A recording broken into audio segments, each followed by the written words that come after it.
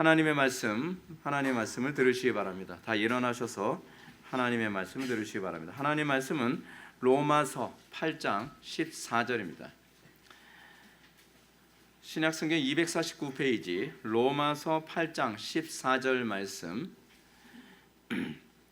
신약성경 249페이지입니다. 찾으셨으면 하나님의 말씀을 들으시기 바랍니다. 무릇 하나님의 영으로 인도함을 받는 사람은 곧 하나님의 아들이니라. 아멘. 다 자리에 착석해 주시기 바랍니다. 이 시간은 로마서 84번째 강의가 되겠습니다. 성경과 성령의 인도라는 제목으로 하나님 말씀 증거하도록 하겠습니다. 성경과 성령의 인도. 우리가 지난 시간에 로마서 8장 14절부터 17절 말씀을 가지고 제가 강의를 했는데 오늘 이 14절 말씀 가지고서 다시 또 강의를 하고자 합니다. 하나님의 자녀됨, 지금 계속적으로 로마서 8장에서 다루고 있는 문제는 구원의 확신과 관련된 문제를 다루고 있습니다. 이 구원의 확신에 관한 이 부분의 중요성, 여러분 로마서는요 반지 중에서 보석과 같다고 얘기하고요, 그 보석 중에 보석에 해당하는 부분이 또 로마서 8장이라고까지 얘기할 정도로 로마서 8장은 굉장히 중요한 본문입니다. 근데 그 로마서 8장에서 다루고 있는 부분이 무엇이냐면 구원의 확신에 대한 교리입니다. 그리고 그 구원의 확신에 대한 교리는 궁극적으로 의미하는 바가 뭐냐면, 목표라는 바가 무엇이냐면, 나 구원을 받았으니까 이제는 내가 확신하니까 이 땅에서 그냥 개차발로 살아도 괜찮겠구나 라고 하는 것을 견지하도록 만드는 것이 아니라, 구원의 확신 교리가 궁극적으로 목표라는 것은 정체성입니다. 그리스도인이란 어떤 사람들인가, 우리는 어떤 정체성을 가지고 있는 존재인가를 알게 하는 데 있습니다. 로이드 존스 목사님이 이렇게 얘기합니다. 우리가 우리의 구원을 확신해야 되고 우리가 하나님의 아들들임을 알아야 하는 것보다 더 중요한 것은 없습니다. 우리가 이 세상을 걸어갈 때 우리의 보편적인 사고방식과 태도에 속한 이러한 시금석들은 하나님의 아들들인지 아닌지를 분명하게 보여줍니다. 뭐라고 얘기합니까? 우리가 이 세상을 걸어갈 때 우리의 보편적 사고방식과 태도, 그러니까 내가 구원을 받았다라고 하는 이 부분에 관해서 우리는 자꾸 칭의, 신분적인 영역으로만 우리의 구원을 확신하려고 하는 태도는 사실은 많이 부족한 것입니다. 우리가 진정으로 구원을 받았다고 한다면, 제가 아까도 광고 시간에 여러분한테 말씀드렸던 것처럼 예수를 믿은 사람들에게 나타나는 것은 보편적인 사고방식과 태도의 변화가 일어난 것입니다. 그래서 우리가 예수를 믿고 나서 세상 사람들과 구별된 태도가 나타나죠. 그 세상 사람들과 구별된 사고방식이 나타납니다. 그래서 우리는 예수를 믿고 난 다음에 우리에겐 라이프 스타일의 엄청난 변화가 구별됨으로 나타나게 됩니다. 제가 볼 때 로이드 존스 목사님의 목회사 가운데 가장 중요한 핵심을 무엇이라고 생각하냐면, 로이드 존스 목사님은 바로 성도의 정체성을 끊임없이 알도록 하는 것. 근데 이것이 사실은 제가 목회하는 목회의 핵심이기도 합니다. 제가 유난히 설교를 하면서 구원받은 신자됨의 특징에 관해서 제가 설교를 굉장히 많이 하는 이유가 무엇이냐면, 이 시대 교회, 어느 시대든지 항상 교회의 위기는 정체성의 위기였기 때문에 그렇습니다. 과연 교회는 무엇인가? 그리스도는 어떤 존재인가? 그리스도인들은 왜 구원을 받았는가? 무엇 때문에 살아가는 존재인가? 정체성에 관한 문제죠. 아이덴티티에 관한 문제입니다. 이 아이덴티티, 이 정체성에 관한 문제가 지금 한국교회 전체에 상당한 혼란스러움을 갖고 있고, 그것 때문에 뒤에서 다시 한번 언급하지만 WCC나 그리고 로잔 대회나 WEA와 같은 배도적 풍토가 나타나는 이유가 무엇이냐면 교회의 정체성에 대한 혼란 때문에 그렇습니다. 그러니까 교회가 무조건 통합하고 많이 모이는 것이 목적이 아닙니다. 교회의 정체성의 본질은 무엇이냐면 하나님의 영광을 드러내는 데 있습니다. 근데 우리는 그럽니다. 하나님의 영광을 드러내지 않는다더라도 내가 구원을 받았다라고 하면 더 이상 생각할 필요가 없다고 생각합니다. 그래서 요즘에 기독교인들은 정말 생각 없는 기독교인들로 다수를 차지하게 되어지는 그런 위기 상황 가운데 있게 되는 것이죠. 이런 상황에서 저는 오늘 또다시 로마서 8장 14절 말씀을 통해 참된 하나님의 자녀의 특징을 살펴보고자 하는데, 참된 하나님의 자녀의 특징의 핵심이 무엇이냐면요, 사실은 성경에 대한 태도입니다. 우리는 성경에 어떤 태도를 견지하고 있는가, 이것이 그 사람이 진짜 참 그리스도인인가 아닌가를 보게 만드는, 또는 그가 진정으로 하나님의 영의 인도를 받고 있는 사람인가, 그렇지 않으면 세상의 영의 인도함을 받고 사는 사람인가를 분별하는 중요한 시금석으로 작용하게 됩니다.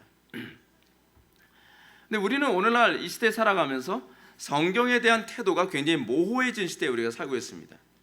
그래서 우리는 기독교 역사상 어느 시대든지 가장 긴급하게 다루어져야 될 문제가 항상 성경에 대한 태도였다는 것을 잊어서는 안 됩니다.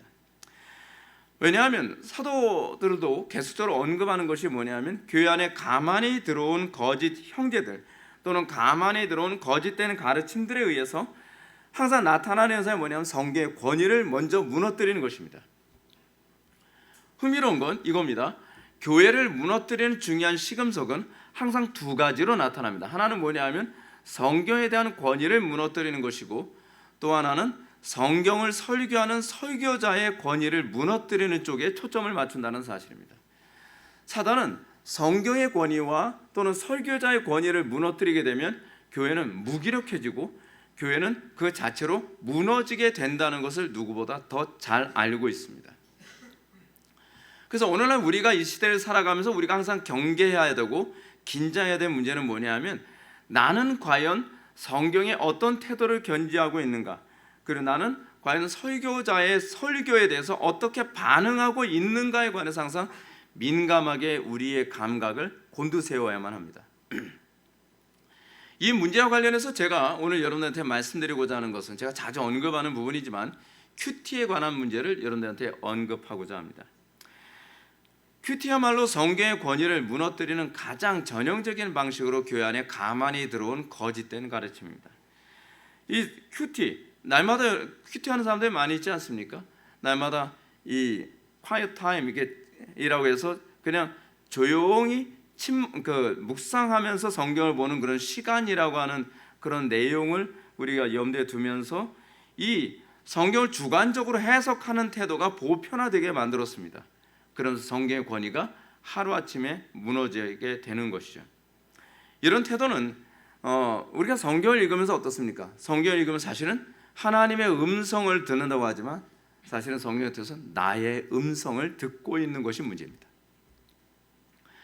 그럼 사람들은 성경을 읽으면서 내가 성령의 인도를 받고 있다, 또는 내가 하나님의 음성에 귀를 기울이고 있다라고 생각을 합니다. 여러분, 은사주의자들의 기도의 문제가 뭔지 아십니까? 사람들이 이렇게 얘기합니다. 막 기도를 하고 나서 하나님께서 나한테 응답하셨다, 그래서 어떤 예언도 하고 어떤 얘기도 합니다. 근데 문제가 뭐냐면 그거는요, 자기 생각이었거든요. 자기 마음이에요. 근데 이 얘기가 예레미야서에서도 몇 번씩 나옵니다. 저들이 말하는 것은 자기 마음이라. 근데 자기 마음을 하나님의 음성으로, 하나님의 뜻으로 둔갑시키며 오히려 하나님을 더 욕되게 하는 일이 구약시대나 지금이나 항상 동일하게 일어났던 일이라는 사실입니다.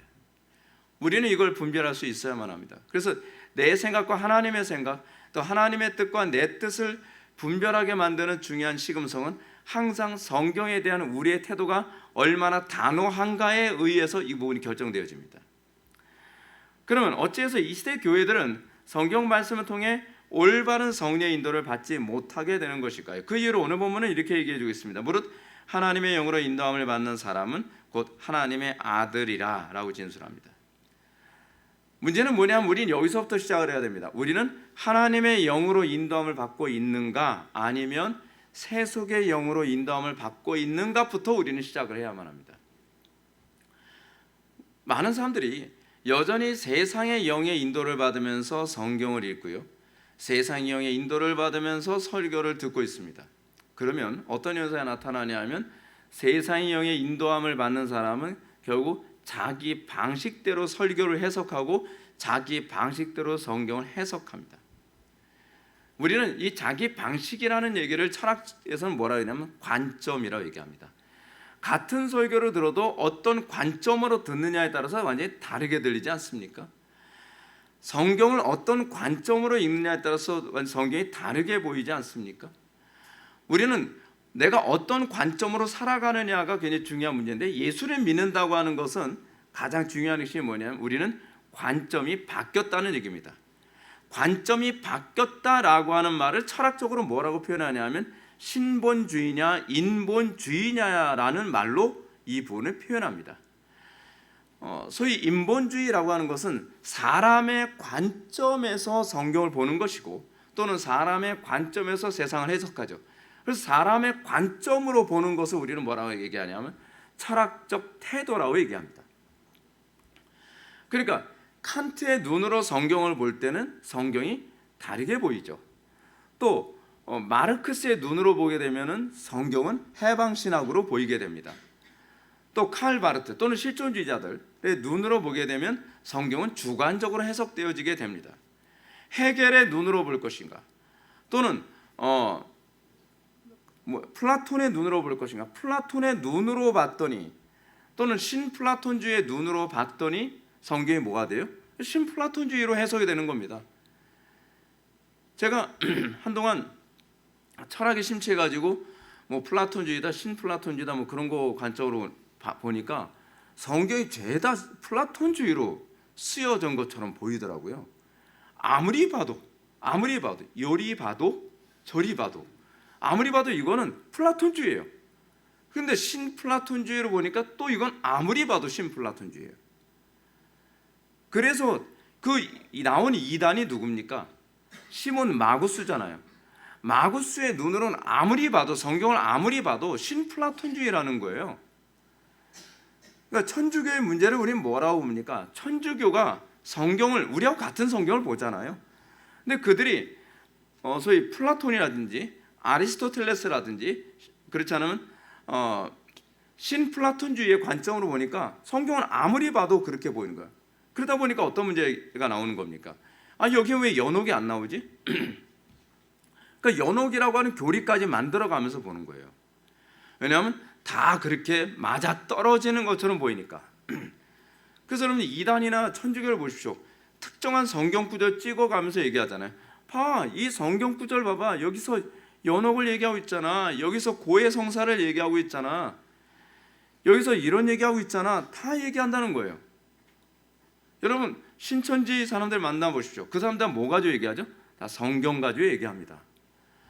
성경이 그냥 짝짝 쪼개진다는 거예요. 어머니 하나님 믿는 하나님의 교회 또 보십시오. 하나님의 교회 사람들도요, 성경 보면 여기 보면 어머니 하나님이 나오네. 신기하죠. 그들의 눈에는 그렇게 보입니다. 그것이 바로 관점이고 그것이 바로 태도입니다. 그러면 이 시대 사람들이 성경을 읽어도, 같은 성경을 읽어도 그들이 변화되지 않고 오히려 같은 성경을 읽는데 더 강팍해지고 더 사악해지는 이유가 뭐냐 하면, 성경 그렇게 얘기하고 있습니다. 자기 욕심에 눈이 가려져 진리를 보지 못한다는 겁니다. 예수를 믿었다고 하는 것은 안목의 변화라니까요. 이제 예수를 믿고 난 다음에 마치 어떤 현상이 나타나는 겁니까? 사도 바울의 눈에서 눈꺼풀이 벗겨진 것처럼 이제 하나님의 관점으로 볼 수 있게 된 겁니다. 관점이 바뀌기 전에는 아무리 성경을 읽어도, 아무리 교리를 배워도, 아무리 설교를 들어도 달라지지 않습니다. 항상 배우나 진리에 이르지 못하는 것입니다. 문제는 육신의 안목으로, 정과 육으로 성경을 바라보니까 아무리 성경을 봐도 우리는 성경이 내 오류를 지지해 주는 것처럼 보여준다는 것이, 이것이 문제인 거죠. 그래서 사도 바울은 로마서 8장 7절에서 이렇게 얘기합니다. 육신의 생각은 하나님과 원수가 되나니 이는 하나님의 법에 굴복하지 아니할 뿐 아니라 할 수도 없습니다. 육신의 생각, 육신의 안목, 철학적 안목들로 성경을 보면 그들은 자기의 정욕을 굴복하지 않기 위해서, 자기의 고집을 굴복하지 않기 위해서 성경을 왜곡하는 일이 아무렇지도 않게 일어나는 것입니다.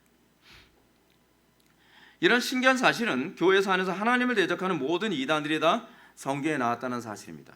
그리고 흥미로운 것이 뭐냐면 세상 철학도요 다 성경과 연결되어 있습니다.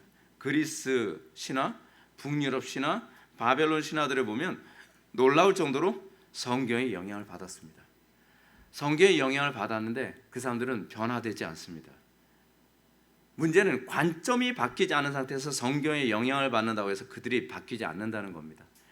예수를 믿고 관점이 바뀔 때 비로소 성경이 진리를 얘기해 주는 것으로 보이기 시작을 하는 거죠. 초대교회 영지주의 이단이나 유대 카발리즘 또는 꾸란 다 성경에서 나왔습니다, 여러분. 그래서 여러분 꾸란을 보십시오. 꾸란을 보면 거기 모세도 나오죠, 예수님도 나오죠, 뭐 온갖 구약 성경과 신약 성경에 있는 인물들이 다 튀어나옵니다. 근데 앞뒤가 안 맞아요. 앞뒤가.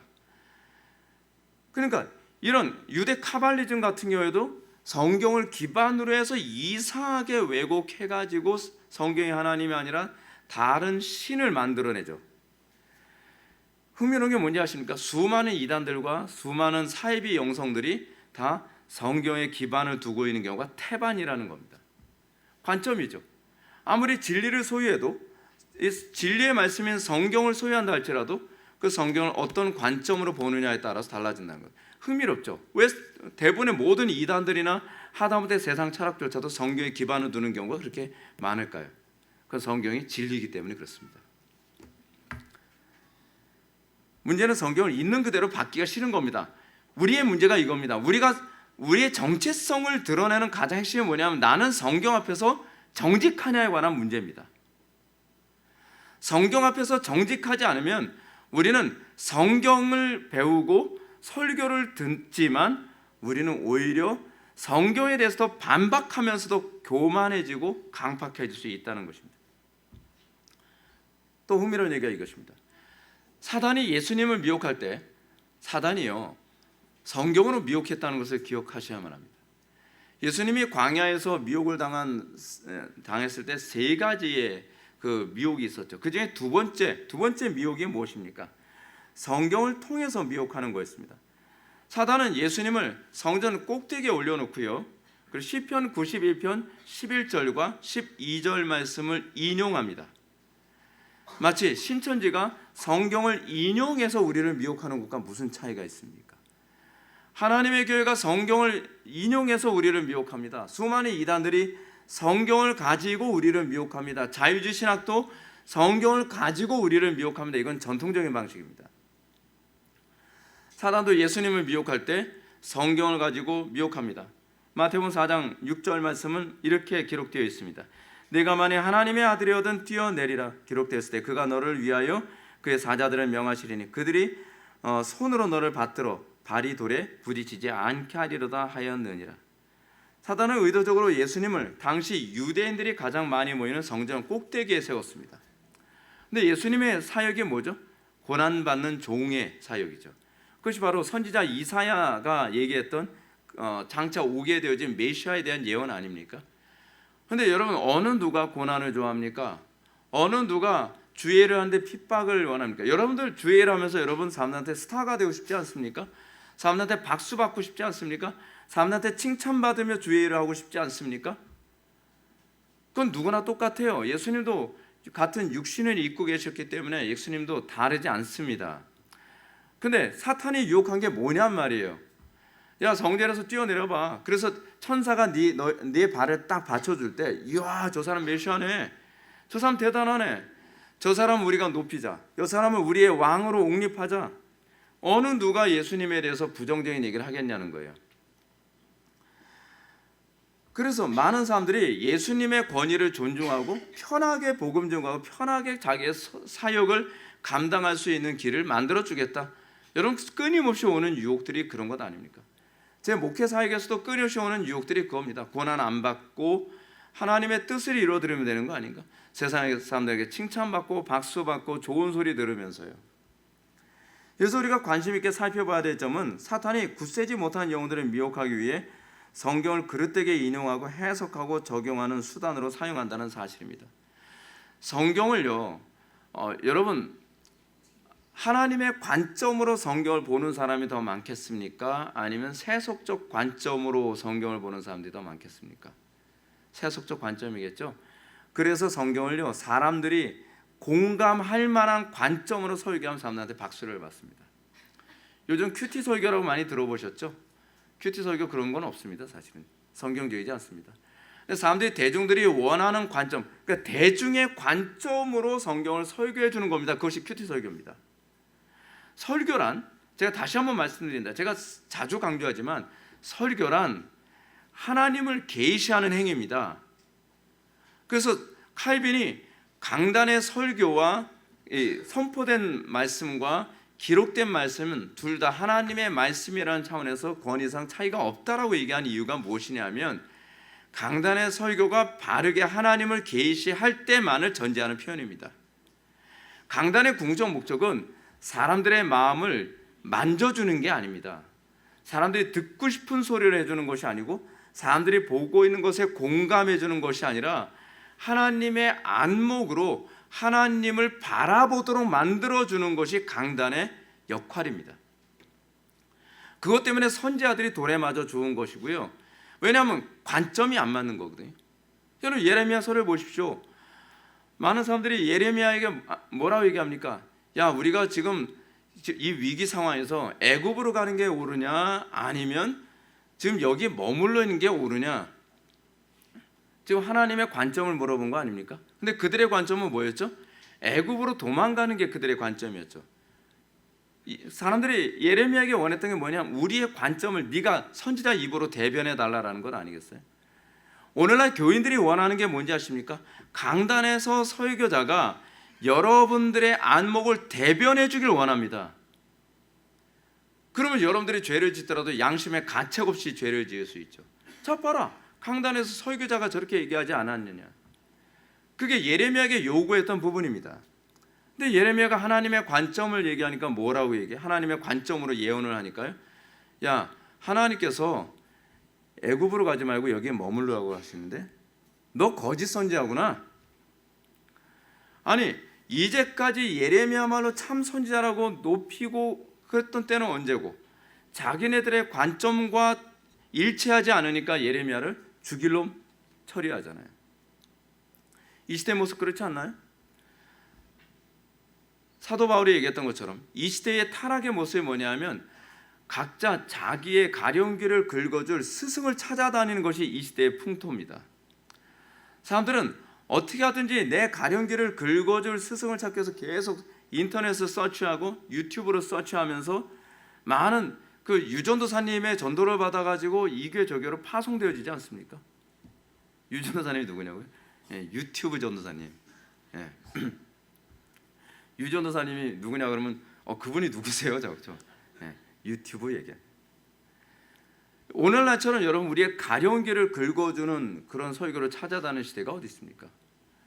그런 사람도 그렇게 얘기하죠. 내 가령귀를 긁어주는 것에 딱 부합하면 야, 정말 좋은 설교고 정말 좋은 교회다라고 얘기하죠. 그렇지 않습니다. 흥미로운 게 이겁니다. 사탄은요, 하나님의 말씀을 가지고 사람을 미혹합니다. 시편 91편 11절과 12절 말씀은 원래 이겁니다. 그가 너를 위하여 그의 천사들을 명령하사 내 모든 길에서 너를 지키게 하심이라. 그들이 그들의 손으로 너를 붙들어 발이 돌에 부딪히지 않게 하리로다. 여기서 의도적으로 12절 말씀 가운데 이 부분을 뺐죠. 내 모든 길에서 너를 지키게 하심이라. 뛰어내리라는 얘기가 아니라 하나님 말씀대로 순종하며 살아가게 될 때에 고난은 있으나 너를 지켜줄 것이다에 관한 얘기입니다. 비스무리하게 얘기를 틀어서 뒤집어서 미혹을 하는 수단으로 사용하는 거죠. 하나님의 영의 인도를 받는 사람과 세상의 영의 인도를 받는 사람들의 차이는 무엇이냐면, 그렇기 때문에 성경을 대하는 태도에서 나타나게 됩니다. 어떤 사람은 성경을 읽으면 읽을수록 미혹이 되는 사람이 있고요, 어떤 사람은 성경을 읽으면 읽을수록 분별력이 강화되는 사람이 있습니다. 세상의 영의 인도를 받으면 성경을 읽으면 읽을수록 점점 강팍해지는 거죠. 여러분들 자유주의 신학자들하고 토론하거나 그렇지 않으면 이 미혹에 빠진 이단 쪽에 있는 사람들하고 토론할 때 어떤 걸 느낍니까? 같은 성경으로 다른 얘기를 합니다. 같은 본문을 가지고 다른 얘기를 합니다. 성경 때문에 더 강팍해져 있습니다. 왜요? 관점입니다. 왜 여러분들 이단의 사람들이 미혹이 잘 되는지 아십니까? 우리 속에 다 그 바이러스를 가지고 있거든요. 그 관점을 어느 정도 가지고 있어요. 근데 어느 날 그 구천을 떠돌던 어떤 구천지가 와서 얘기를 하는 거예요. 딱 얘기를 딱 던지고 내 관점하고 일치하네? 그러면 우리는 어떻게 하죠? 거기에 진리가 있다고 생각하는 거죠. 인간의 타락한 본성의 특징이 뭐냐면 진리는 내 속에 있다고 생각하는 관점이 은연중에 있습니다. 그래서 내 생각과 일치하면 그것을 진리로 생각합니다. 근데 성경은 여러분 생각하고 하나도 일치를 안 합니다. 왜냐하면 우린 전적으로 타락했거든요. 제가 알게 된 하나님은요, 항상 제가 알고 있는 하나님하고 다른 하나님이에요. 그래서 항상 예측을 벗어나요. 근데 우리는 내가 생각하는 것과 일치하면 그것이 하나님의 뜻일 거라고 생각합니다. 그러면서 점점 더 어두워지고 점점 분별력이 없어지게 되는 거죠. 이 시대 교회들이 미혹되고 분별하지 못하고 넘어지는 것은 그들이 하나님의 영의 인도를 받기보다는 자기 욕심과 죄악된 본성의 인도를 받기 때문입니다.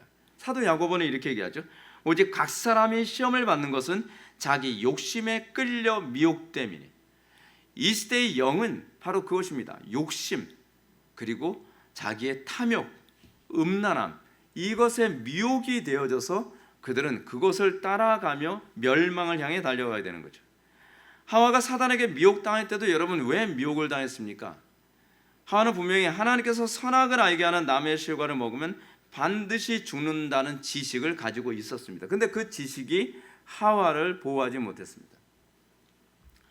그녀는 바른 교리, 바른 지식을 가지고 분별하는 것이 아니라 도리어 사탄의 미혹에 빠졌습니다. 지식의 부족이 아니라 어떤 영의 인도를 받느냐가 중요한 문제라는 얘기예요. 여러분들 교리가 여러분들을 보호해 줄 거라고 생각합니까? 그것은 하나님의 영의 인도를 받는 사람들에게만 한정적으로 효과를 발휘합니다. 하와가 지식이 부족해서 미혹에 빠졌습니까? 아닙니다.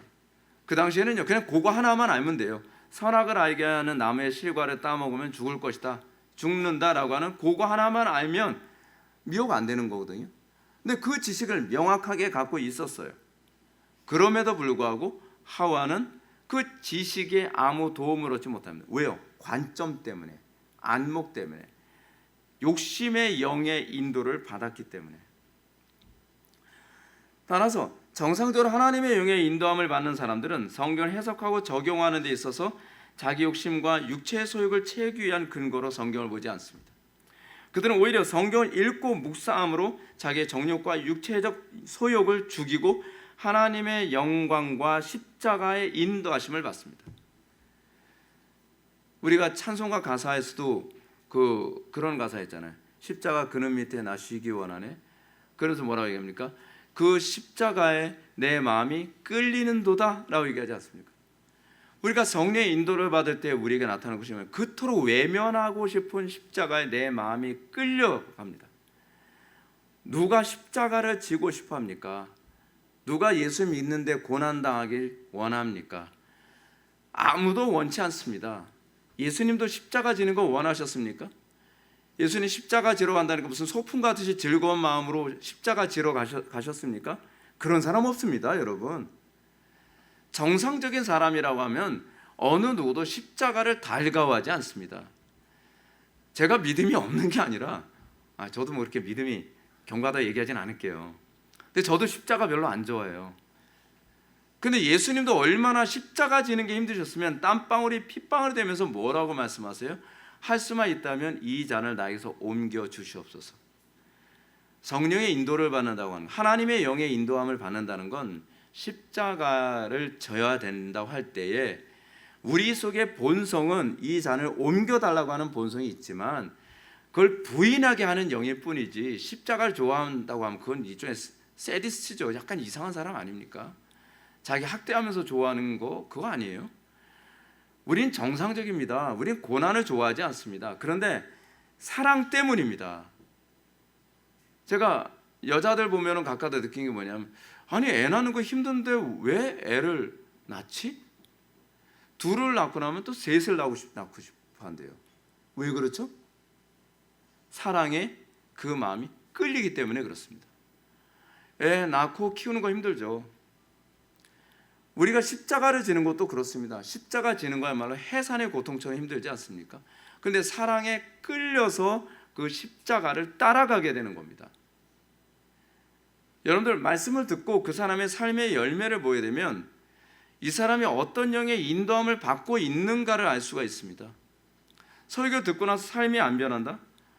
그거는 성령의 인도, 하나님의 영의 인도하심이 없기 때문에 그렇습니다. 이건 결단의 문제도 아니고 기억력의 문제도 아닙니다. 하나님의 영의 인도하심을 받으면 열매를 안 맺을 수가 없습니다. 왜냐하면 열매 맺는 주체는 내가 아니니까.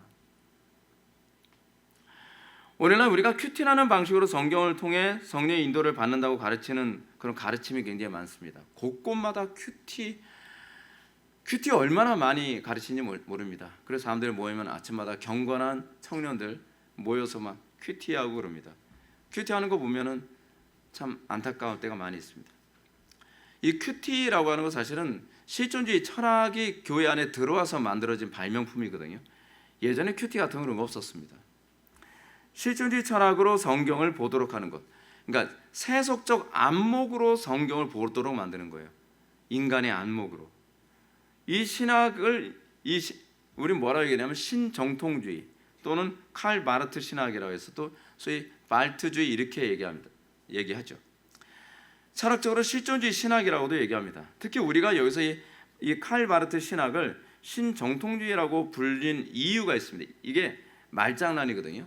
신정통주의라는 얘기가 무슨 얘기입니까? 새로운 정통을 추구하는 거라고 이렇게 얘기하는 거잖아요. 근데 정통이 아닙니다. 된통. 이거 망가집니다, 여러분. 이건 된통이에요, 된통. 이게 사람들이 이렇게 속은 이유가 뭐냐면 칼 바르트 신학이 처음에 딱 나왔는데 그 당시에 불트만의 학설을, 이 불트만이라고 하는 자유주의 신학자였거든요. 죄송합니다. 제가 또 얘기했어요. 누가 또 뛰쳐나갈까 봐 걱정이네. 불트만의 학설을 깨뜨리는 역할을 이 바르트의 신학이 깨뜨렸어요.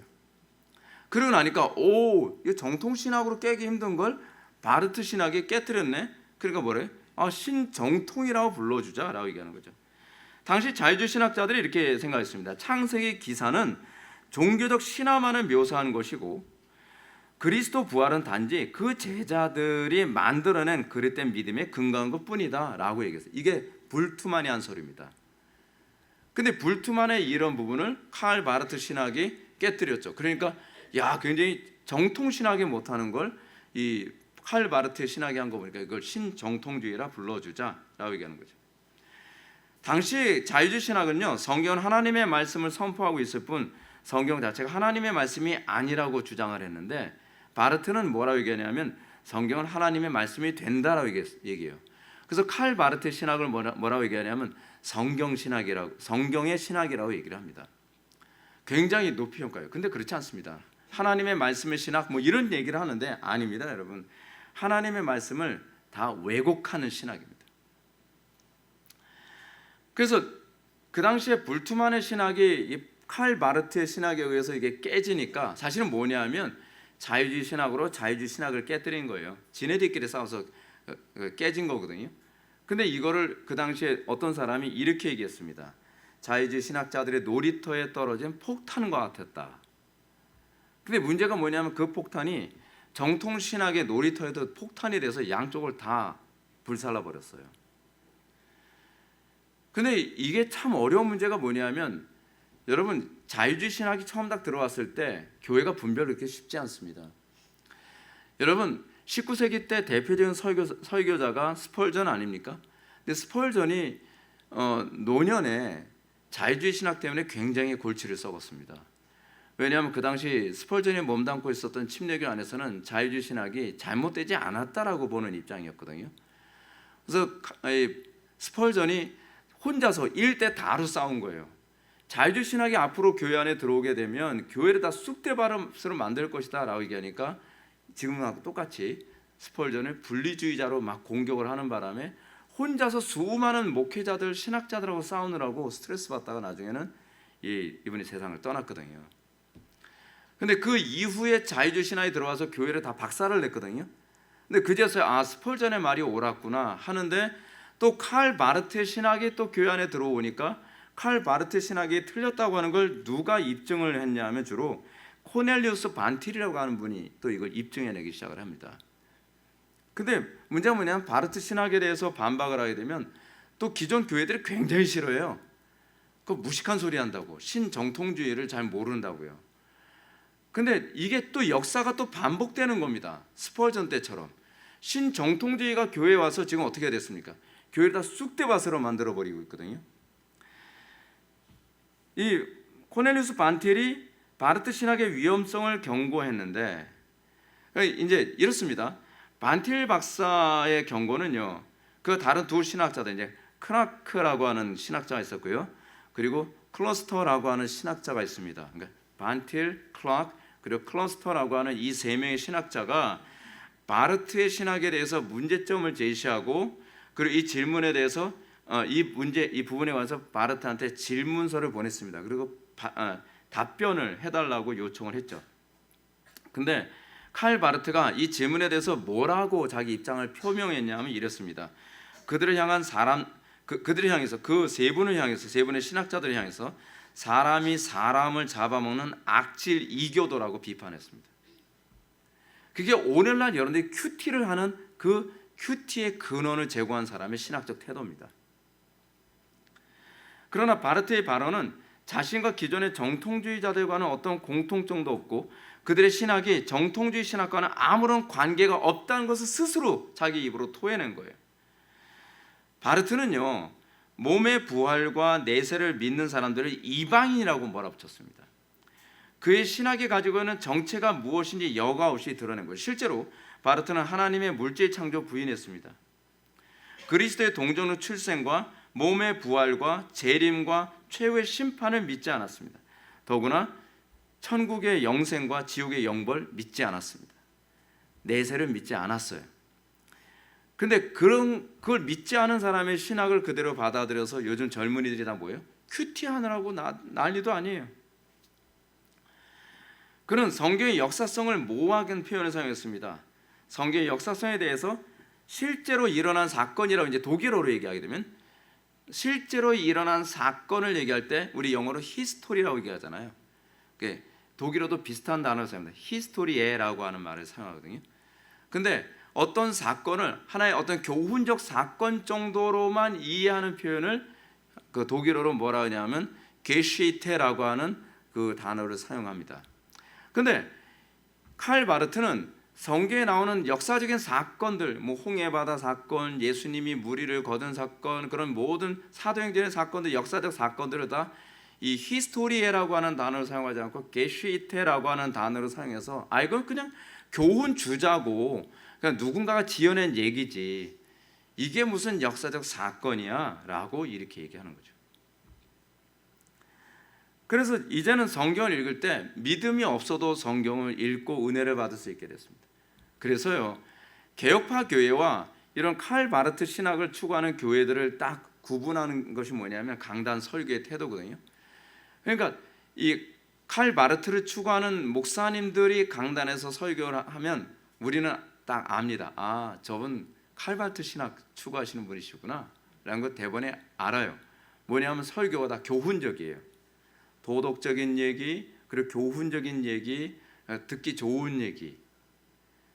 그래서 여러분 들을 때 어때요? 굉장히 쉽죠? 굉장히 쉽게 들립니다. 그러니까 사람들이 좋아하죠. 딱딱하지 않으니까. 뭐 옛날 얘기처럼 얘기하고, 뭐 도덕적인 얘기하고, 그리고 교훈적인 얘기하고, 이렇게 해야 성공하고, 이렇게 해야 건강하게 살고, 뭐 이렇게 해야 우리가 예수 믿는데 어려움 없고, 이런 얘기하는 거예요. 근데 개혁파 교회 설교의 특징이 뭐냐면 일단 딱딱합니다. 왜냐하면 신학적이라서 그래요. 하나님이 어떤 분이신지를 계시하는 데 초점을 맞춰져 있어요. 그래서 하나님의 속성이라든지 하나님의 뜻이라든지 하나님께서 이 땅을 운행하시는 섭리에 관한 얘기를 주로 하다 보니까 설교가 너무 어려운데, 근데 어려워도 그것이 정상적인 겁니다. 그것이 정상적인 거예요. 그래서 이런 신학적 방법론이 큐티라고 해서 교인들한테 쭉 들어가면서요, 사람들이 이제 이 성경이 기록된 배경 같은 것도 이제 별로 관심이 없습니다. 그 성경이 믿어지냐 안 믿어지냐. 예수님이 홍해바다 건너 예수님 홍해바다 안 건넜어요. 예, 예수님하고 관계했어요. 예, 예수님이 그 무리를 걸으셨느냐 어땠냐? 뭐 별로 안 믿어도 상관이 없어요. 그냥 거기서 교훈만 찾아내면 되는 거예요. 오병의 기적 일어났냐 일어나지 않았냐 별로 중요하지 않아요. 우리 사랑으로 나누면 된다라고 그냥 그렇게 교훈으로 그렇게 만들면 되는 거예요. 얼마나 은혜가 됩니까? 여러분 오병의 기적 이게 뭡니까? 아유 뭐 보리떡 5개 물고기 2마리로 뭐 2만 명을 먹였다. 그건 별로 중요하지 않습니다. 중요한 건 사랑의 베품입니다. 사랑하십시오. 서로 베푸십시오. 여기에 여러분 믿음이 뭐가 필요합니까? 그렇지 않아요? 홍해바다가 갈라졌냐 안 갈라졌냐, 홍해바다가 위로 걸었냐 어땠냐, 그건 중요하지 않습니다. 중요한 건 우리는 민중의 해방입니다. 이게 바로 해방신학이거든요. 예수님 십자가 못 박혀 돌아가시고 부활하셨다? 이거 별로 중요하지 않아요. 중요한 건 여기서 교훈은 어떻게 얻습니까? 오클로스에 관한 얘기를 하는 거죠. 민중들이 그리스도를 십자가에 못 박았다. 오클로스 아니죠. 그 부르조아들이 예수님 십자가에 못 박았다. 그렇게 얘기하는 거죠. 그 예수님 뭐예요? 오클로스로 얘기하는 거예요. 민중의 상징으로요. 그래서 상징으로 설명하면 그만인 거예요. 그 사람들이 뭐 별로 부대낄 일 없죠. 예수님의 그 기적적 사건을 안 믿어도 상관이 없으니까. 그러니까 사람들이 이제 성경을 읽다가 성경이 하나님의 말씀이 되기 위해서는 자기 마음에 그냥 감동만 있으면 돼요. 감동 안 오면 난 못 믿겠어. 그럼 패스해버리면 그만인 거예요. 성경 읽다가 마음에 감동이 오고 이 말씀이 내 마음을 편안하게 해주면 이게 하나님의 말씀이 된다라고 생각하는 거죠. 그러니까 이전에 우리의 정통적 사고방식은 뭐냐면 Bible is word of God이에요. 성경은 하나님의 말씀이죠. 근데 칼 바르트는 아니다. Bible become word of God이라고 해야 된다. 성경은 하나님의 말씀이 된다요. 그러면 이게 하나님의 말씀이 아닌데 내가 읽다가 마음에 딱 잡히는 게 있으면 그것은 하나님의 말씀이 되는 거예요. 근데 문제가 이거죠. 이 마음에 딱 잡히고 감동되고 막 마음이 뭉클한 게 성경에만 나와요? 꾸란을 읽다가도 그러고 불경을 읽다가도 그러고 이방 종교의 책을 읽다가도 다 마음에 잡히는 게 있는 거예요. 그럼 뭐예요? 그것은 하나님의 말씀이라고 얘기해요. 이것도 하나님의 말씀이 되네? 자, 그러면 우리가 왜 굳이 기독교에만 구원이 있다고 얘기해야 되느냐? 다른 종교의 경전을 읽으면서 우리의 마음에 잡히는 것인데 그렇잖아요. 공자의 책을 읽으면서도 마음에 잡히는 거 있지 않습니까? 교훈이 되고 공감되는 거 있지 않습니까? 그러면 모든 종교의 구원이 있는 거죠. 모든 철학의 구원이 있는 겁니다. 이렇게 해서 성경은 사람들에게 구원을 주시는 말씀이 아니라 사람들로 하여금 자기 죄를 정당화하는 미혹의 수단이 되고 마는 겁니다. 왜냐하면 내 마음에 드는 것, 내 마음에 집히는 것만 하나님의 말씀이 된다고 하고 내 마음에 거슬리고 내 마음에 불편하면 안 믿으면 그만인 거예요. 그러니까 이런 칼바르트의 가르침이 확장되면서 이 논리가 WCC에 들어가고 로잔 대회에 들어가고 WEA에 들어가서 모든 사람들이 결국 궁극적으로는 한 신을 섬기고 있는 것이다로 통합이 되고 있는 것이죠. 왜요? 어떤 종교든지 다 마음에 집히는 것이 있거든요. 이러한 가르침은 20세기 초반에 등장했던 실존주의 철학자 하이데거, 장폴 사르트르, 칼 야스퍼스 등이 주장했던 가르침과 다르지 않습니다. 한마디로 말해서 절대적인 객관적 진리는 없다. 단지 내가 진리로 느끼면 그것이 진리가 되는 것이지 뭐 절대적인 진리가 어디 있냐 이렇게 돼버리는 거죠. 이제는 진리에 나를 맞추는 것이 아니라 나에게 진리를 맞추는 그런 시대가 돼버리고 만 겁니다. 실존주의자들은 남들이 아무리 진리라고 하더라도 아무리 진리게 얘기해도 자기가 그것을 진리로 인식할 때는 아무 의미가 없다고 얘기하는 겁니다. 넌 아무리 떠들어봐 소용없어. 내가 진리로 안 느끼는데. 그것이 프로타고라스가 얘기하는 소위 진리에 대한 주관성 아닙니까?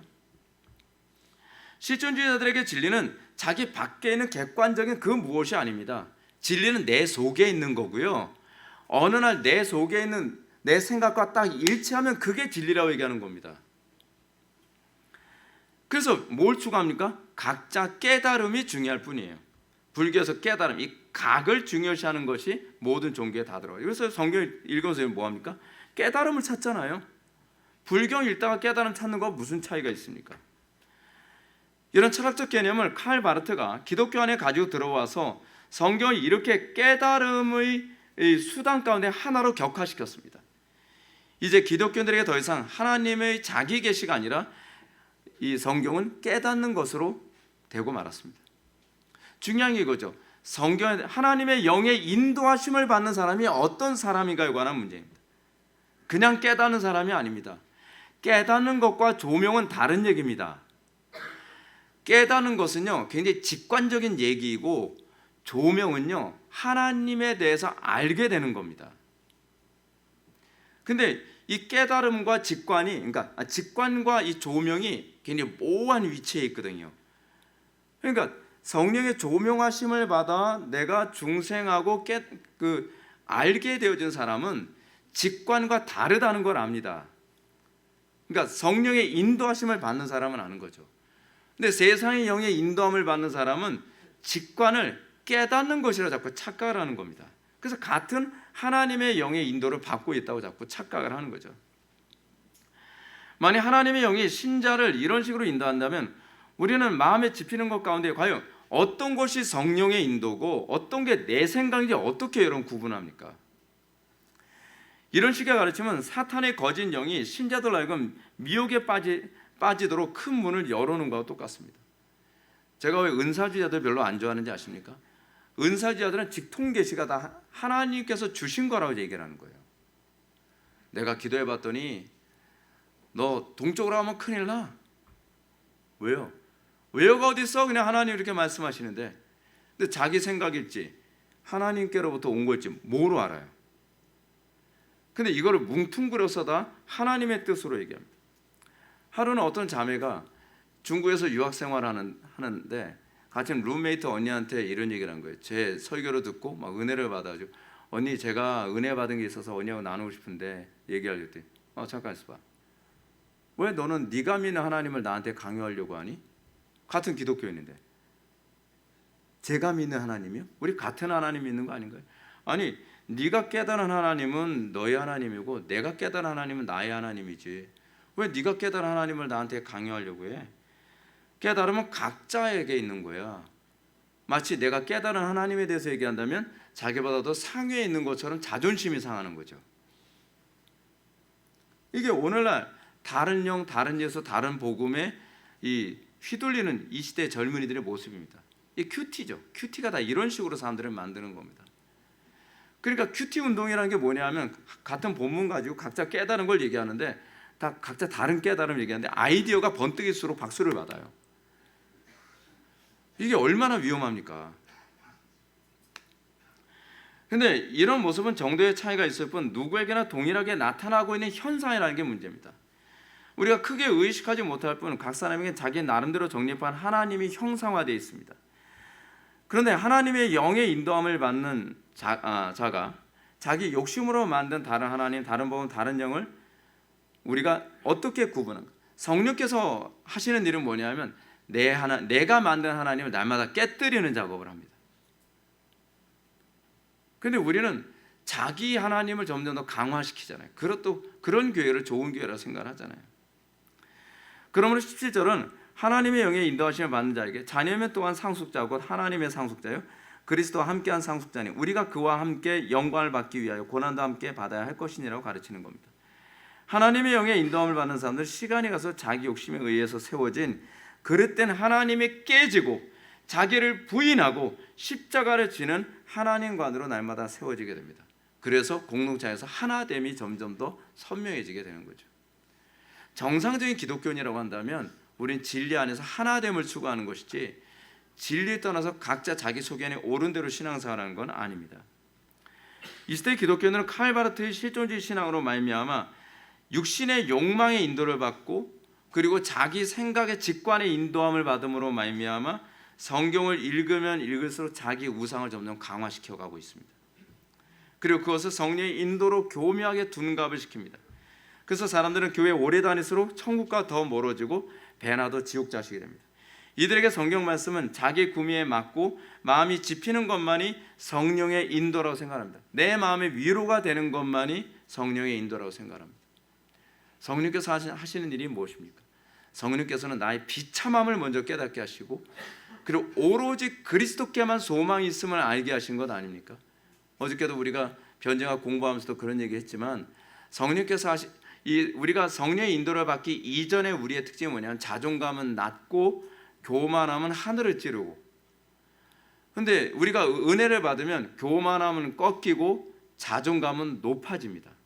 왜요? 내가 하나님의 형상으로 창조된 존재라는 인식을 갖게 됐는데 그런 자존감이 어디 있습니까?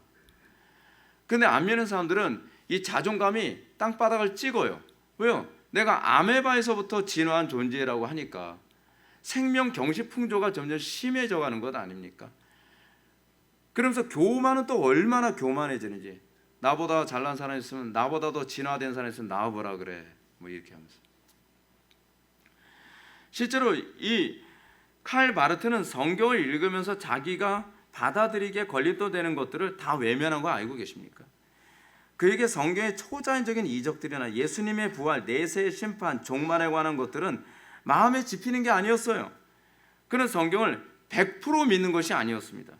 자기 마음의 인도를 100% 따랐지, 성경은 자기가 마음에 안 들면 항상 이건 빼고 저건 빼고 편식하는 신앙이죠. 자기가 성경을 믿지 않는 불신자라는 비난을 이런 식으로 이렇게 덜어버리는 겁니다. 자, 근데 아우구스티누스가 한 말 한번 들어보시죠. 이렇게 얘기했습니다. 만일 당신이 복음서들에서 좋아하는 것을 믿고 좋아하지 않는 것을 거부한다면 당신이 믿는 것은 복음이 아니라 당신 자신이다. 칼 바르트는 자기 자신을 숭배하고 자기 자신을 믿는 그 길을 열어놓은 사람입니다. 그것도 아주 합리적으로요.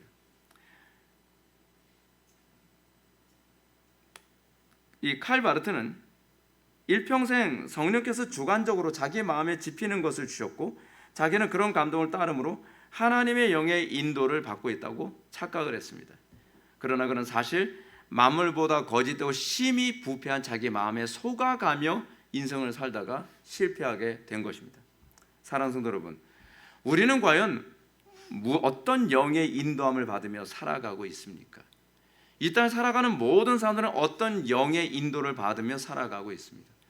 같은 영의 인도함을 받는 사람들끼리는 어떤 끈끈한 형제애가 느껴지는 그런 일치감을 느끼지만, 다른 영의 인도를 받을 경우에는 모든 면에서 다 충돌입니다. 다 대형사고입니다. 어떤 사람은 욕심의 영에, 어떤 사람은 명예의 영에, 어떤 사람은 쾌락의 영에. 우리는 과연 어떤 영의 인도함을 받으며 살고 있습니까? 여러분들이 하나님의 성령의 인도를 받고 있다면 그는 하나님의 자녀임에 틀림없습니다.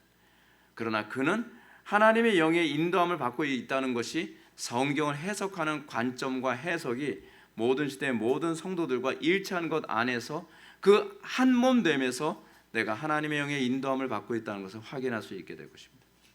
여러분들은 과연 성경이 어떤 태도를 견지하고 있습니까? 여러분들, 성경이 하나님의 말씀이고 성경의 66권이 다 믿어지며, 그리고 성경의 말씀만이 우리가 걸어가야 될 유일한 길이라고 믿어지십니까? 그렇다면 여러분들은 성령의 인도를 받고 있는 것입니다. 기도하시겠습니다. 사랑이 많으신 하나님, 우리가 오늘 시간 하나님의 영의 인도함을 받는 것이 무엇인지, 어떤 사람이 하나님의 자녀인지에 대한 정체성에 대해서 살펴보았습니다. 우리의 마음속에 항상 진리만을 추구하게 하여 주시고, 우리가 그 안에서 더 주님을 닮아가기를 우리가 소망하게 하여 주옵소서. 예수님의 거룩하신 이름으로 기도 올렵나이다.